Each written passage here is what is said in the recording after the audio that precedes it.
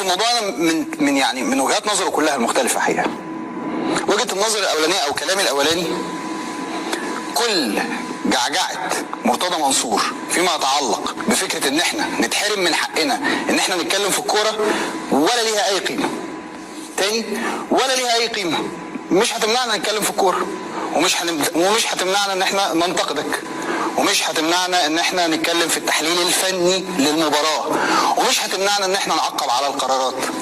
ده الناس بتتكلم في السياسه وما عندهمش مشاكل. هتيجي انت تمنعنا نتكلم في الكوره؟ غريبه جدا. يعني شوفوا حاجه الواحد ما شافهاش ولا هيشوفها، ما شافهاش ولا هيشوفها. فباختصار شديد، هو امبارح عمال يقول لك انا ما بخافش انا ما بخافش. يا عم انا، ما انا بعبع، انا ولا خوفتك ولا عملت حاجه، انا لا خوفتك ولا عملت حاجه. ده كلام في الكوره.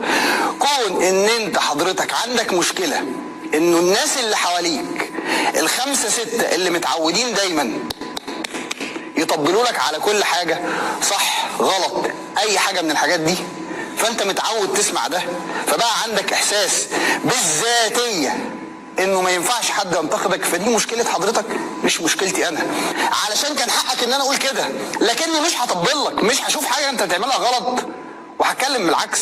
الناس الحره اللي دمها حر، اللي اتربت في بيوت، اللي عارفه قيمه شغلها كويس، مش هتعمل كده.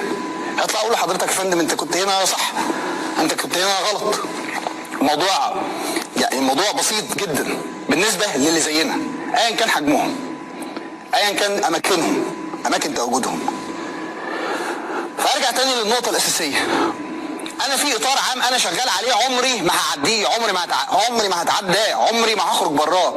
الاطار ده بالنسبه لي هي مصلحه الجماهير اللي انا بتكلم عنها في اي وقت من الاوقات، طالما الامر يتعلق برايي. هنا حضرتك بالنسبه لي على جنب بكلم جمهور نادي الزمالك، ده ما ينفعش، ده عشان مصلحه نادي الزمالك. اذا كانت في ناس موصلاك لدرجات انك ما تقبلش النقد، فدي مشكلتك مش مشكلتنا احنا ما شتمناش، احنا ما بنعرفش نعمل كده، احنا بنعرف نتكلم في شغلنا، انما حضرتك بتعرف ترد في حتت تانية ما بتتكلم. للاسف عمرك ما واجهت النقد بالحجه، عمرك ما عملتها، عمرك ما طلعت قلت لا والله انا ما كانش ينفع اقول، عمرك. مع ان الناس اللي بتكلمك دي مش عايزه منك حاجه. احنا عايزين منك ايه؟ ده احنا بنتكلم عشان مصلحتك ومصلحه النادي ومصلحه ولاد النادي ومصلحه جماهير نادي الزمالك. ايه المصلحه في ان انا اقول لحضرتك مؤدب؟ انا بختار كلامي، بس بعرف برضه ابقى شخص تاني.